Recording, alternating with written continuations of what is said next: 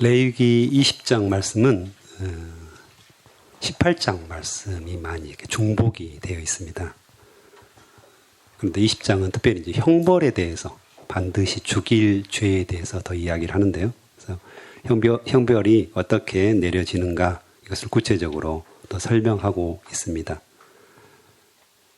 그리고 18장, 19장, 20장 쭉 보면 너희는 내 백성이다. 그리고 나는 너희의 하나님 여호와다. 특별히 나는 여호와니라, 이 구절들이 계속해서 반복되고 있음을 알 수가 있습니다. 한 50번 정도 반복이 돼요. 그래서 굉장히 강조를 하고 있죠. 나는 너희의 하나님 여호와다. 이 말씀은 내가 너희를 깊이 사랑한다, 이 말씀이고, 또 하나님의 언약에 해당되죠. 그래서 그 언약은 창세기 15장에 보면 아브라함과 언약을 우리가 기억할 수 있습니다. 그래서 아브라함에게 씨를 주시겠다, 그래서 가나안 땅을 너에게 주겠다, 이렇게 말씀하시면서 바로 나는 너의 하나님이 된다, 이 말씀을 이제 강조하시면서 특별히 횃불 언약이라고 하는데요.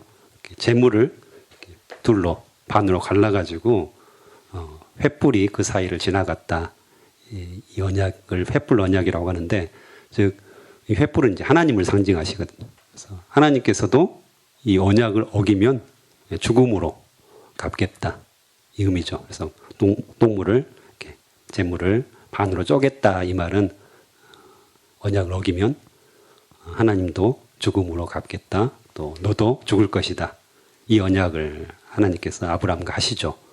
그래서 오늘 또 보면 반드시 죽는다, 그래서 언약을 어기면 반드시 죽는다, 이 말씀을 하시는 것입니다.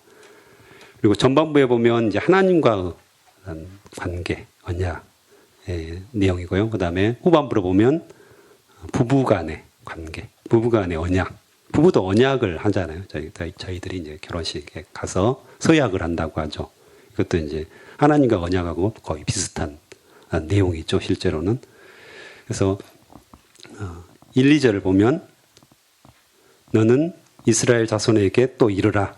내가 이스라엘 자손이든지 이스라엘의 거류하는 거류민이든지 그의 자식을 몰렉에게 주면 반드시 죽이라, 이렇게 말씀을 하십니다. 그래서 이 몰렉이라는 신은 통치하다, 왕이 되다라는 뜻이 있습니다. 몰렉이라는 자체가요. 그래서 지하 세계의 지배자를 대표했습니다. 특별히 암몬족 속의 국가 신이었는데요. 임신과 출산, 또 음란의 신이었다고 기록되고 있습니다. 특별히 이제 몰렉을 섬길 때 자기 자녀를 인신 제사로 드리는 그런 풍습이 있었습니다. 굉장히 위험하고 악랄한 그런 신이었죠. 그런데 이제 하나님께서 언약을 하시면서 하나님 외에 다른 대상에게 제사나 특별히 희생을 드리는 것을 금하셨습니다. 그런데 이 가나안 땅 주변, 그러니까 이스라엘 백성들이 앞으로 살아갈 가나안 땅 주변 사람들, 또한 가나안 땅에 사는 지금 원주민들은 계속해서 우상을 섬기고 이 몰렉과 다른 신들을 계속해서 섬기는 거죠. 그래서 그런 풍습들을 계속해서 고수하고 있는, 그 이제 종교적인 전통이 되었던 그런 모습입니다. 그래서 지극히 육적이고 동물적인 본능을 따르는 그런 삶을 살고 있었다는 거죠. 그래서 우상을 음란하게 섬기는 종교적인 풍속, 그것들이 문화적인 대세가 되어 있었던 그런 모습입니다. 그래서 누구나 그렇게 하고 있는 거죠. 옆집 사람도 그렇게 하고 있고, 앞집 사람도 그렇게 하고 있고, 뒷집 사람도 그렇게 다 하고 있는 겁니다. 안 하는 게 이상한, 우상을 섬기지 않고 그냥 살아가는 것이 이상할 정도의 그런 대세라고 하죠. 풍속, 이런 말인데요. 문화. 그렇기 때문에 이스라엘 백성들이 그곳에 들어가서 살았을 때 답은 분명합니다. 어떻게 될까요? 이스라엘 사람들도 당연히 그 대세, 문화적인 모습들, 풍속들을 따를 수밖에 없는 상황이라는 거죠. 그래서 하나님께서 그것을 강력하게 금지하시고 경고하시는 것입니다. 자연스럽게 동화되어 버리고 그것이 마치 문화를 누리는 것처럼, 고급 문화를 누리는 것처럼 사람들이 생각할 가능성이 많고 거기에 빠져들게 될 거라는 거죠. 실제로 나중에 이제 이스라엘 역사를 보면 어때요? 그렇죠. 그 가나안 땅에서 섬기던 수많은 우상들이 이스라엘 백성들에게 월무가 됩니다. 실제로. 그것들을 계속해서 경고하시고, 그래서 죽이라, 끊어버리라, 강력하게 말씀하시죠. 뭐 그 정도 갖고 이 정도로 심하게 하실까라고 우리도 생각할 수 있는데 그만큼 위험했다는 것이죠. 결국에는 하나님과 언약을 완전히 헌신자처럼 버려버리는 그런 사태들이 일어나는 것이죠. 또 6절에 보면 접신한 자와 박수무당을 음란하게 따르는 자, 음란하다, 음란하게 라는 말이 나오는데요. 이 음란하다, 이것은 영적인 간음을 의미하죠. 그러니까 하나님과 언약을 버리고 접신하고 조상신을 숭배하는 그런 모습이죠. 그래서 접신하고 박수무당을 따른다. 이것은 이제 초원의식이라고 보통 말하는데요. 쉽게 말하면 죽은 영혼을 불러들여가지고 애언을 듣고 이야기를 듣는 것입니다. 미래에 대한 이야기를 듣고 싶은 거죠. 사람들에게 있어서 큰 두려움이 뭡니까? 미래에 대한 두려움이잖아요. 미래를 알 수 없는 이 두려움에 사람들이 많이 쌓여 있는데 그것을 알고 싶은 겁니다. 어떻게 해요? 죽은 조상신, 죽은 귀신을 불러와가지고 그 이야기를 듣고자 하는 마음이 있는 거죠. 그래서 어찌 보면 자기의 평안을 위해서 다른 신을 섬기는 이런 모습이죠. 그래서 그것도 백성 중에 끊어버리라 이야기하는 거죠. 자녀를 몰래에게 주는 이 모습도 역시 똑같은 모습이었어요. 왜냐하면 자기의 유익을 위해서 또는 자기 가문의 가족의 안녕을 위해서 예전에는 이제 아이들이 상당히 많았잖아요. 이 당시 이제 풍습이 나중에도 나오겠지만 일부 다처제였기 때문에 많은 아이들, 부인을 많이 얻어가지고 많은 아이들을 낳았습니다. 그 중에 한 명 희생해서 나와 우리 가족들이 평안할 수만 있다면, 안녕을 추구할 수만 있다면 한 명 정도는 희생할 수 있다고 이렇게 생각한 거죠. 그래서 굉장히 이기적이고 악한 생각들에 의해서 다른 신을 섬기는 거잖아요. 그래서 그것에 대해서 하나님께서 강력하게 죽이라, 끊어버리라. 그래서 하나님과 언약을 버리고 다른 신을 섬겼을 때 어떤 결과가 일어나는지를 경고하시는 거죠. 선지자들의 대부분의 이야기들이 이 이야기거든요. 하나님을 섬겨라. 하나님을 사랑해라. 하나님께서 너희의 하나님 되신다. 우리는 그분의 백성이 된다. 이걸 계속해서 강조하시면서 경고하는데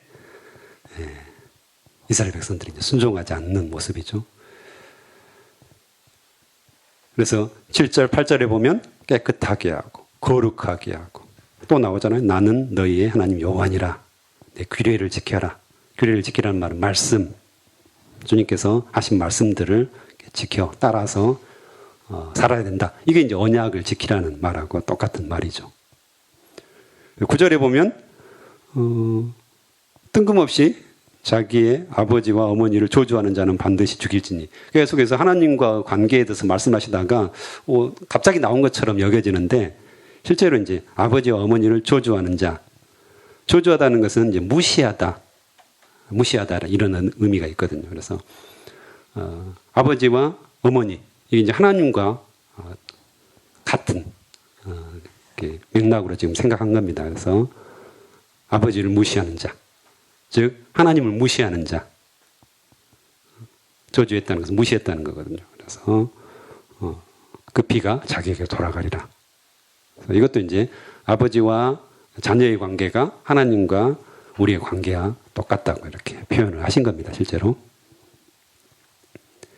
그래서 온전히 하나님을 섬기고 사랑하고 주님께로만 가야 되는 그 모습들을 계속해서 설명을 하고 있는 것입니다. 10절부터는 부부관계를 이야기합니다. 부부관계의 언약이죠. 부부관계를 통해서 하나님께서 우리에게 명령하신 것은 무엇입니까? 생육하고 번성하라는 거죠. 땅에 충만하라. 땅을 다스리라고 분명하게 목표를 주셨습니다. 우리에게. 부부관계를 통해서 하나님께서 제시하신 분명한 어떤 삶의 목표가 있고 목적이 있는 거죠. 그런데 사람의 죄성으로 말미암아서 그것이 흐트러지게 됩니다. 18장에서도 자세히 이제 설명이 되어 있지만 근친상간이라든가 간음이라든가 동성애, 수간 이런 등등 사람의 죄성으로 말미암아 일어나는 수많은 성범죄 이것들 때문에 부부간의 언약이 깨어지는 거죠. 부부간의 언약이 깨어지는. 어쨌든 부부간의 사랑, 부부간의 성 이걸 통해서 사랑과 섬김 하나님께서 우리에게 보여주시고자 한 그런 귀한 내용이 들어있는 거잖아요. 그렇죠? 하나님께서 우리를 사랑하시고 우리를 섬기시고 우리를 귀하게 여기시고 이것들이 이제 관계 속에서 드러나는 건데 부부관계도 동일하게 적용이 됩니다. 실제로 하나가 되어서 서로 사랑하고 섬기고. 근데 이제 이게 이제 변질되는 거죠. 이를테면 근친상간이라든 부분들은 그 당시 이제 이게 다 풍습을 따르지 말라. 그 이야기는 그 주변 이집트라든가 가나안이라든가 그래서 이 부부관계 외의 관계들이 굉장히 문란했다는 것을 성이 문란했다는 것을 의미하는데 근친상간 같은 경우는 이집트 파라오 가문에서 특별하게 성행을 했다고 합니다. 그래서 권력을 유지하기 위해서 가족끼리 결혼하는 겁니다. 가족끼리 결혼해서 권력을 유지하는 겁니다. 그래서 다른 사람과 결혼하면 권력이 분산되니까 자기 가족 안에서 결혼을 해가지고 거기서 계속해서 왕이 나오고 힘을 기르는 거죠. 그 다음에 동성애도 역시 마찬가지고 수간도 역시 마찬가지고 어떤 힘과 폭력으로 다스리고 이런 어떤 의미들을 갖는 겁니다. 오히려 사랑과 섬김으로 이 부부 간의 관계들을 가져야 되는데 그것이 힘과 폭력이 들어오는 거죠. 인간의 죄성으로 말미암아. 또한 월경 중에 동침하지 말라. 18절에도 보면 그 이야기가 나오잖아요. 월경 중에 왜 동침하면 안 될까요? 월경 중에 이제 보통 여인의 몸이 산성화된다고 말합니다. 산성화돼서 쉽게 상처가 납니다. 실제로. 월경 중에는 동침을 하면 쉽게 상처가 나고 전염이 될 수 있는. 그런데 이제 월경 중에 성관계를 한다. 이 말은 어떤 의미일까요? 이것도 이제 남자의 어떤 욕구, 남자의 폭력, 남자의 힘 이게 이제 들어가 있는 겁니다. 실제로. 배려하고 사랑하고 섬기는 마음이 있다면 절대 월경 중에 동침을 하면 안 되죠. 왜냐하면 여인에게 굉장히 해가 될 수 있는 이런 부분이기 때문에 그러면 안 되는데 사랑과 섬김의 마음을 가지면 절대 하면 안 되는데 결국에는 어떤 힘과 폭력이 들어오고 거기에 사람의 욕망이 들어오고 이것이 들어오다 보니까 결국에는 깨어지는 거죠. 그래서 그 백성 중에서 끊어지리라. 이것도 이제 경고를 하시는 겁니다. 그래서 온전한 부부관계 속에서 하나님의 언약을 볼 수 있는 부부간의 언약을 통해서 하나님과 관계를 또 재조명할 수 있는 그런 모습이라고 성경은 이야기를 하고 있습니다. 그래서 하나님과 관계, 부부간의 관계를 통해서 우리가 규례와 22절에 보면 규례와 법도를 지키고 그렇죠? 주님의 말씀을 지킨다는 거죠. 주님의 말씀을 지켰을 때 내가 너희를 인도하여 거주하게 하는 땅이 너희를 토하지 아니하리라. 창세기에 횃불 언약을 통해서 주신 이 가나안 땅을 우리가 주신 거잖아요. 이스라엘 백성들이 주신 건데 거기서 토해내지 않겠다 이야기합니다. 그 말은 지금 가나안 원주민들, 이전에 살고 있던 원주민들 있잖아요. 그 원주민들은 죄악 때문에 이런 악한 풍습을 따라서 하나님을 섬기지 않아서 토해버렸다 이 이야기죠. 이미 토해냈다는 거죠. 토해낸 자리에 이스라엘 백성들이 다시 들어가게 되는 겁니다. 그래서 23절에 보면 너희 앞에서 쫓아내는 족속의 풍속을 따르지 말라. 분명하게 이야기하시는 거죠. 풍속을 따르지 말라. 이미 토해버렸으니까 땅이 토할 정도로 이렇게 악하고 더러운 죄를 지었기 때문에 너희들이 그곳에 들어갔을 때 똑같이 그들과 함께 그 풍속을 따르지 말라는 거죠. 그래서 너희들이 토해낼 수 있는 그런 환경 속에 있다 지금 이야기를 하고 있는 거죠. 조심하고 구별되고 거룩해라 말씀하시면서요. 어쨌든 약속은 뭡니까? 다시 한번 약속을 상기시키는데요. 24절에 보면 적과 꿀이 흐르는 땅 너희에게 기업으로 주고 유업으로 주겠다 말씀을 분명하게 하시는 거죠. 그 조건으로 구별되어져야 되고 거룩해져야 되고 왜냐하면 내가 너희를 소유로 삼으려고 26절에 보면요. 너희를 만민 중에서 구별하였다. 너희들을 구별해서 냈다. 이렇게 이야기를 하십니다. 그래서 하나님께서는 우리에게 거룩함을 또 구별된 삶을 원하시죠. 오늘날도 동일합니다. 하나님께서는 특별하게 우리에게 구별되고 거룩한 삶을 원하시는데요. 그래서 대세가 있습니다. 문화가 있고요. 그래서 많은 사람들이 거기를 따라갑니다. 이를테면 동성애 같은 경우도 어떻습니까? 많은 사람들이 찬성을 합니다. 젊은 사람들일수록 훨씬 더 찬성 비율이 높은데요. 왜 그럴까요? 선진국들이 다 차별금지법을 통과시키고 있습니다. 그래서 고급 문화라고 생각하는 거죠. 그걸 동경하는 거잖아요. 선진국. 그게 좋은 문화고 진보된 생각이고 발달된 생각이라고 생각합니다. 그래서 전 세계적으로 점점 동성애가 대세가 되고 있습니다. 그러다 보니까 자연스럽게 우리나라에서도 여전히 이제 그것들을 반대하는 그룹들도 많지만 어쨌든 일반 대중에게 있어서는 그것이 대세니까 따라야 되지 않느냐. 점점 이게 확산되고 있는 상황이죠. 10년 전에 비해서 지금 훨씬 더 동성애를 찬성하는 비율들이 높아지고 있습니다. 앞으로도 점점 그런 현상들은 일어날 거라는 것입니다.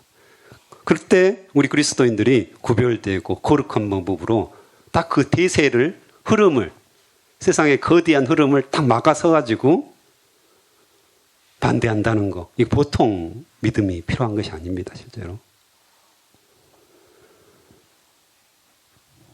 그리고 제가 처음에 간사가 되었을 때, CCC 간사가 되었을 때 젊은이들이 많다 보니까 교제하는 사람들이 많거든요. CCC 내에서도 교제하는 사람이 많기 때문에 처음으로 이렇게 교육을 하면서 이 혼전 성관계에 대해서 이야기를 합니다. 그래서 부부 안에서 성이 허락되었고 가장 아름다운 것이다. 그래서 그 전까지 우리가 참고 기다리고 소중한 것을 지켜야 된다. 이 이야기를 늘 해줬습니다. 왜냐하면 이제 굉장히 피가 끓는 젊은 세대들이잖아요. 그런데 요즘은 모르겠습니다. 제가 두려워서 그런지 모르겠지만 요즘 말을 잘 안 씁니다. 왜 말을 안 할까요? 여러분들이 잘 알고 있습니다. 요즘은 크리스천조차도 이 혼전성 관계에 대해서 그렇게 지켜야 된다. 이런 것들이 굉장히 흐릿해져 있음을 알 수 있습니다. 그게 대세처럼 계속해서 흘러내려오는 거죠. 그러다 보니까 그것이 문화가 되고 풍속이 되어져 버린. 그런데 분명히 성경에서는 부부 안에서 성이 아름다운 것이지 이 밖을 나가면 오늘도 여러 가지 경고들이 있는 거잖아요. 그것에 대해서 우리가 교육시키고 이야기해야 되는데 점점 그것이 입지가 좁아지는 거죠. 우리 자녀들에게도 분명한 것을 가르쳐야 되는데 성경 말씀을 가르쳐야 되는데 세상은 다 이제는 바보가 되겠거든요. 실제로. 데이트하는데 남녀가 만나는데 성관계를 안 해? 사랑하는데 바보 아니야? 이거거든요, 지금. 부모가 그것을 가르치기가 보통 어려운 것은 아니죠. 그렇지 않겠습니까? 그런데 성경은 그렇지 않다. 부부간의 언약, 하나님과 언약 이런 것들을 토대로 해서 그것이 분명하게 잘못된 것이고 하나님께서 기뻐하지 않으신 것이고 그건 성령 충만한 상태에서 할 수 없는 일이고 이런 부분에 대해서 분명하게 가르쳐야 된다는 것이죠. 점점 예를 들었지만 점점 세상은 그 세상의 문화라는 대세라는 흐름이라는 것을 통해서 우리를 계속해서 압박합니다. 진리를 왜곡시키고요. 그것을 따르도록 우리에게 종용합니다. 강제하는 거죠. 그런데 우리 그리스도인들은 그것에 맞서서 싸우는 자들입니다. 살아있는 물고기는 거대한 강, 거세게 흐르는 강을 거슬러 올라갑니다. 말씀을 토대로 하나님의 규례와 말씀을 토대로 또 거룩하고 구별된 그 삶을 통해서 계속해서 힘차게 거슬러 올라갑니다. 하지만 잠자거나 죽어 있거나 그러면 그 물결에 떠내려갈 수밖에 없는 게 물고기의 운명입니다. 그래서 결국에는 우리가 말씀의 기준, 하나님께서 무슨 말씀을 하셨는가 이 기준을 분명하게 붙잡고 세상을 거슬러 올라가는 삶, 이게 크리스찬의 삶이라는 것입니다. 동일하게 우리 자녀들에게도 그것을 가르쳐야 된다는 것입니다. 세상은 그렇지 않아 라고 말할 때 성경에서는 그렇다고 말씀하시는 거야. 우리는 이렇게 살아야 돼. 이렇게 분명하게 우리가 기준을 가지고 살아야 된다는 것이죠. 그래서 하나님과 관계도 그렇고요. 부부 관계도 그렇습니다. 결국에는 그것들을 가르쳐 지키게 하는 삶을 우리가 살아야 된다는 것이죠. 그래서 막연할 수도 있습니다. 구체적으로 제가 예를 들지 않았기 때문에. 하지만 여러분 안에 분명하게 세상의 문화, 세상의 흐름, 세상에서 대세라고 여겨지는 것들이 굉장히 많이 들어와 있습니다.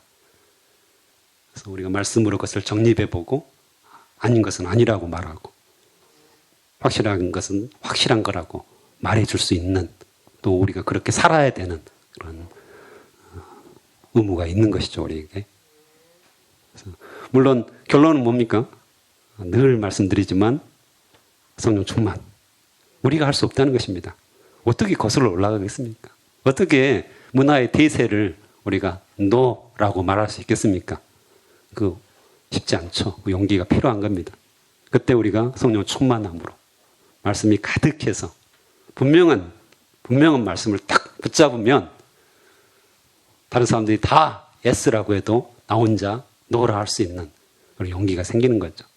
우리 안에 하나님께서 그렇게 만들어 주실 거라 확신합니다. 그러니까 세상을 거슬러 올라가는 그런 놀라운 역사가 오늘 일어났으면 좋겠습니다. 함께 기도하시겠습니다.